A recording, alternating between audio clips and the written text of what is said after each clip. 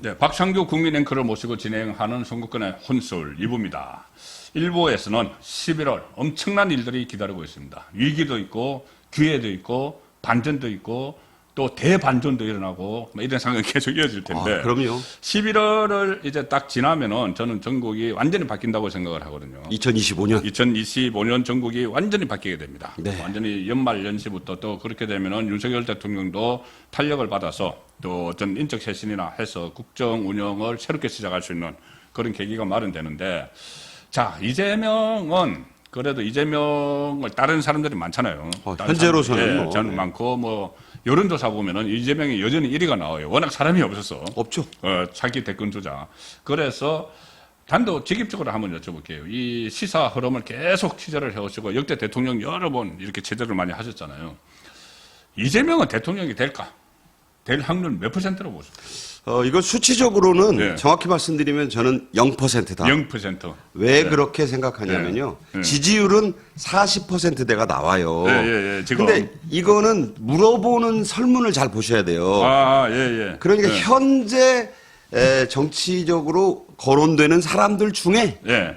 만약에 차기 대통령으로 한 사람을 고르신다면 누가 적합하다고 보십니까? 현재 거론되는 중에 현재 거론되는. 예, 그러니까 현재. 전제를 주는 거예요. 전제가 사라지면 없는 거죠, 아무것도. 그렇죠. 대통령이 되고 안 되고는 일단 무대에 서느냐 못 서느냐가 전제가 되거든요. 그러니까 본선 무대에 못 나가면 0%인 거죠. 저는 본선 무대 진출 가능성이 0%라고 보기 때문에 그 뒤를 논의하는 것 자체가 의미가 없다는 없다. 생각입니다. 그러니까 지금 보면 그럼 43%, 44%, 45% 나오면 그러면 한 10%, 20%만 더 하면 대통령이 되겠네? 안 그렇다는 거예요.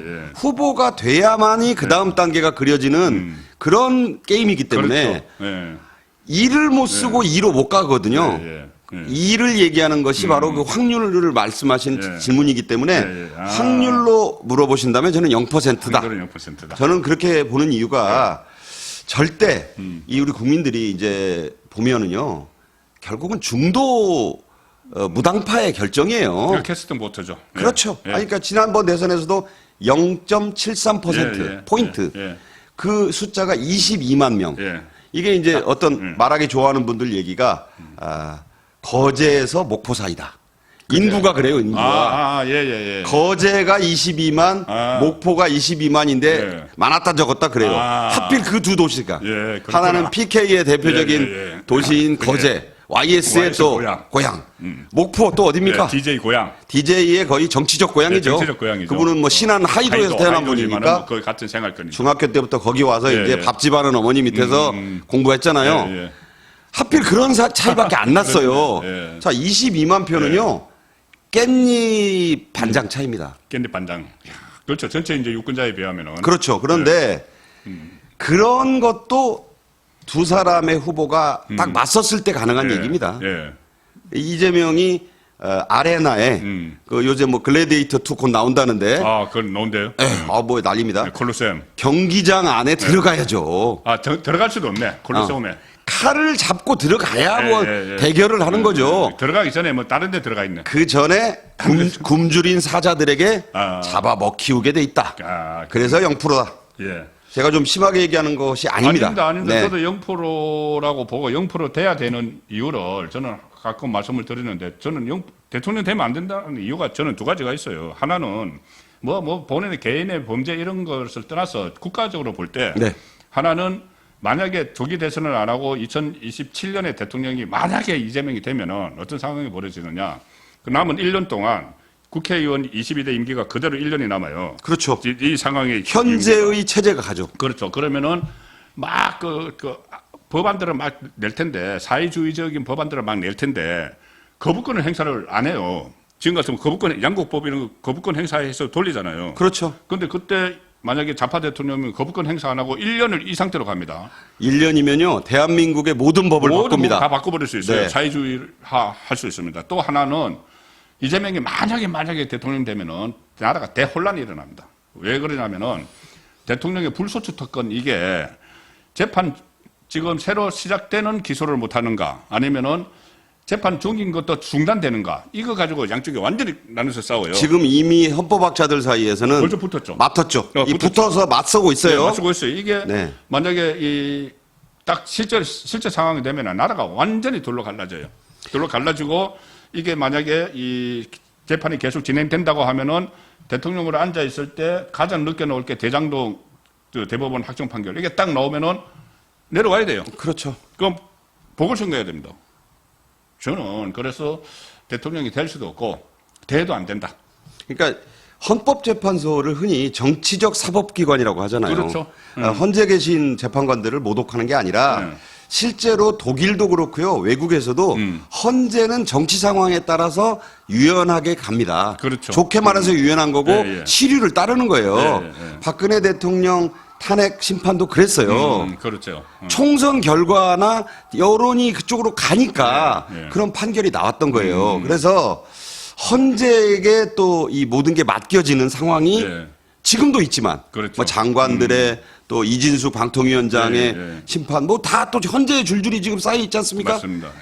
법관들이 모든 걸 좌지우지하고 헌법재판관들이 나라의 운명을 좌지우지하는 상황이 오는데 지금 말씀하신 대로 이재명 대통령 뭐 그런 얘기 하기 싫은데 그렇게 됐을 때의 그 일련은 케이오스 그야말로 뭐 완전히 대혼돈이 될 수 있다.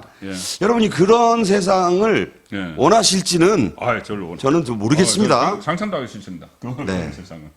그래서 이재명 대통령 될 가능성도 없고 돼서도 안 된다. 그렇게 일단 정리를 하고 지금 이재명은 이 11월에 재판을 많이 받고 있지만은 이제 1심 선고가 막 나오고 또 재판도 받고 있지만은 검찰 수사 중인 것도 아직도 있습니다. 검찰 수사 중인 거 뭐냐면은 이제 법관은 곧 기소할 거고 재판 들어가고 그다음에 정자동 의혹이 있고 일부에서 잠깐 말씀드렸던 이화영과 김영태의 녹취록에서 나왔던 거 800만 달러 대북 송금. 대북 송금. 대북 송금인데 그것도 재판에 이제 재판이 들어가야죠. 재판 그 800만 달러 대북 송금 재판에 이제 들어갔죠. 지금 막 들어갔습니다. 이게 이제 시작을 했고 이제 이재명이 아직 재판정에는 안 나갔죠. 그렇죠. 이제 그 공판 준비 기일만 했고. 그리고 이 검찰에서 여전히 수사 중인 것이 법카에 있었는데 그거는 기소를 할 거고. 이 정자동 호텔 특혜 의혹 사건 그리고 조금 전에 그 말씀드렸던 이하영 김영태 사이의 대화에서 나온 변호사비 대납. 변호사비 대납 커요. 큽니다. 20억 원이 넘습니다. 기본적으로 밝혀진 것만 20억이고 그다음에 이 재판 거래 그리고 대선 때 비선 조직에 돈 준 거 이런 것들이 있는데 성남 FC도 있잖아요. 그렇습니다. 그래서 성남 FC 사건도 뭐 아직 다 안 끝났죠. 그래서 여러 가지가 있는데 어쨌든 지금 이재명은 검찰에 대해서는 지금까지 계속 협박을 했잖아요. 그렇죠. 협박을 하고 탄핵도 4명이나 발의하고 그전에 이정섭 차장검사 탄핵해서 통과시키고 이번에 특히 이 심우정 그리고 이창수 이 검찰의 투톱과 그 반부패 수사 2부장을 동시에 탄핵을 하겠다고 그랬는데 갑자기 꼬리를 하나 쑥 내리면서 심우정 검찰총장은 빼고 이렇게 했어요. 왜 뺐을까요? 봐주려는 게 아니죠. 봐주는 거 아니죠. 봐주려는 건 전혀 아니고 자기네들이 더 보니까 그쪽도 법조인들이 있지 않습니까? 있죠. 이재명도 그렇고 뭐 변호사들 많아요. 뭐 그 당선자들 중에는 뭐 아예 이재명 변호사들이 아주 한 팀이 있으니까. 대장동 변호사들. 뭐 많지 않습니까? 박균택, 뭐 김건태, 뭐 김동아, 이건태, 그런데 자기들이 봐도 심우정 검찰총장이 탄핵 사유가 부족한 거야. 탄핵 사유가 없죠. 입증이 되는 증거도 없고. 그래서 괜히 이건 역풍이 불 것 같거든요. 그러니까 그리고 심우정 검찰총장은 추미애 때 그렇게 만들어 놨지만 수사 지휘권도 없어요. 박탈돼. 추미애가 그때 윤석열 검찰총장의 도이치모터스 사건 수사에 대해서 수사 지휘권을 박탈을 해버렸고 그대로 지금 내려와서 이번에 수사 지휘를 안 했어요. 그러니까. 자, 검찰총장이 수사지휘권도 자기네들이 뺏었지만 없고 입증 증거도 부족한데 괜히 밀어붙였다가 역풍 분다. 괜히 그 상징적인 존재는 건드리지 말자라고 선심 쓰듯이 한 거예요. 그런데 이제 중앙지검장하고 지금 그 부장검사는 이건 이제 실제 수사를 지휘하는 사람들이니까 여기는 탄핵을 하자 이렇게 된 거예요. 직무정지를 시키겠다는 거죠. 그렇죠. 당연히 이제 마비를 시키겠다는 거죠. 근데 여기에 관련해서 제가 재밌는 말씀을 하나 드리고자 하는 것은 조국혁신당의 박은정 의원이라고 있잖아요. 비례대표. 이종건 부인. 예, 그때 그 네. 정관 예우 뭐 80억인가 100억인가 뭐 정관 예우. 부부가 뭐 난리도 아니지 않습니까? 예. 그 사람이 이런 얘기를 했어요. 윤석열 검찰총장 뽑아내기 앞장섰던 박은정. 법사위 국감에서 예. 박성재 법무장관 상대로 예. 아니 왜 그저 명태균 사건 창원지검에서 깔아뭉개고 있느냐. 뭐 깔아뭉개는 거 아니잖아요. 예. 그냥 표현을 그렇게 해요. 예. 그거 중앙으로 보내라. 그 저는 처음에 중앙일보로 보내라는 소린가?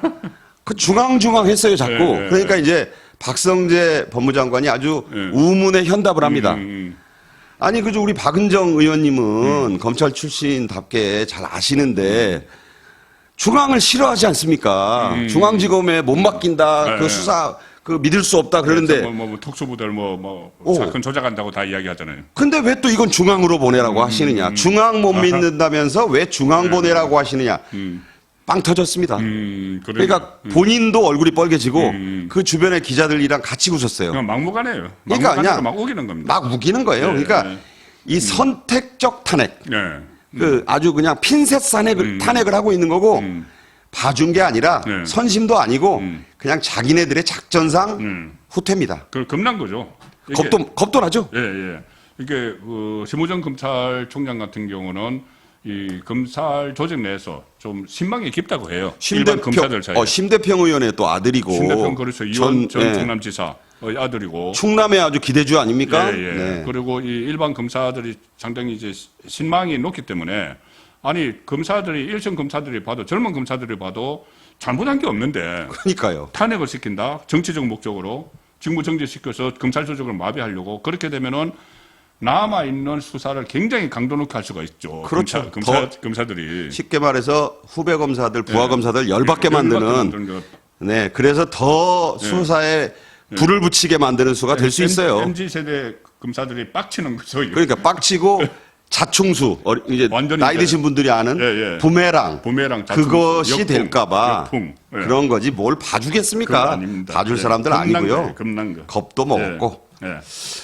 자, 그리고 이제 검찰도 여전히 이재명은 남아있고 조금 전에 잠깐 말씀드렸지만은 법인카드 이제 기소 곧 됩니다. 네. 법인카드 곧 기소. 왜냐하면은 다 조사 다 했어요. 그때 조명현 씨가 그 건익위원회에 제보를 한 게 벌써 1년이 훨씬 넘었습니다. 넘었죠. 예, 그때 제보를 했고 건익위원회에서 대검으로 넘겼고 대검에서 수원지검에 전담반을 만들어서 수사를 해온 게 1년이 넘었는데 뭐 조명현 씨 전부 다 진술을 했고 그다음에 저 증거들 확보를 했고 김혜경 씨 소환했고 이재명에게 들어라고 하는데 안 들어오니까는 서면 답변을 해야 되는데 서면 답변도 안 하니까 그냥 기소를 이제 하기로 했거든요. 그렇죠.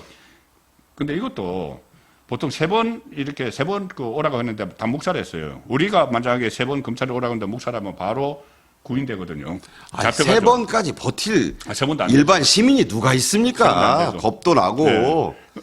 근데 어쨌든 이것도 뭐 그 구인영장을 발부를 받아도 이것도 체포동의안을 또 거쳐야 된대요. 이 국회의원이라고. 체포동의안은 또 자기가 장악하고 있는 국회가 알아서 하는 데 아닙니까? 그 괜히 시간만 끈다고 하고 빨리빨리 속전속결로 하자 해서 기소를 하는데 기소하면 이제 재판이 5개를 받아요. 5개. 예. 재판만 5개. 지금까지 4개 받고 1심 2개 넣으면 이제 그거는 2심 갈 거고 5개를 받는데 이게 과연 그리고 2개는 수원지법입니다. 3개는 서울중앙지법이고 대북송금하고 이 법인카드는 수원지법을 가야 되는데 뭐 경수선이 아주 그냥 분비죠. 그렇죠. 네. 당 대표 역할을 할 수 있겠어요. 안 되죠. 이게 그 5개면은 격주를 하면 몰라도 이게 신속 재판을 또 한다고 하거든요. 그러면 거의 매일 재판을 가야 되는데 이게 과연 이 당 대표로서 국회의원으로서 역할을 할 수 있겠느냐. 그래서 저는 앞서 말씀드린 사건을 다시 한번 소환하고자 합니다. 김우영 의원이 법관 주제라고 한 게 그게 이 김우영 씨가 더민주혁신회의 의장이고 측근 중에 찐 측근이잖아요. 대표 정무조정실장입니다. 그러니까요. 그러니까 이 사람이 정진상이 있던 그들의 머릿속에는 법관은 주제입니다. 판사 주제에 그 말이 그냥 자연스럽게 나온 거예요. 이건 뭐 임마 네 배지님 앞에서 판사 주제에 네가 감히 어디다 대고 이런 거거든요. 그래서 법관들이 정신 똑바로 차려야 돼요. 그렇죠.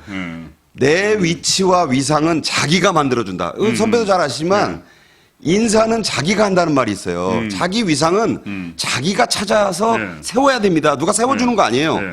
판사들이 추상 같은 법관으로서의 역할과 의무를 다 할 때 국민들은 박수를 치고 그렇죠. 정치권도 그 법원을 이렇게 존경까지는 아니라도 어렵게 알지 법관 주제에 인마 뭐 X 쌍기호 뭐 이런 거 나오게 하면 네.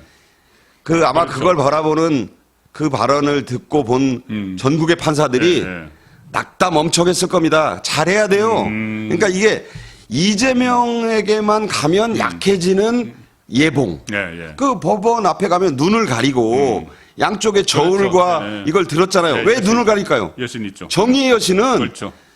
그런 걸 보지 말고 좌고우면 하지 말고 좌고우면 하지 네. 말고 딱 눈을 좋은- 가리고 좋은 오로지 그대로. 손의 감으로 예, 예. 양쪽에 든 자와 예. 저울만 가지고 예. 해라. 그렇죠. 매일 그 대법원 앞에 있는 거 오고 가면 저는 그런 거 가면서 보잖아요. 매일 생각하는데 판사들을 맨날 보고 판사들도 좀 봐야 됩니다. 예, 예. 왜 이재명 예. 사건에만 이렇게 가면 예. 잣대도 흐려지고 저울도 엉망이 되는지.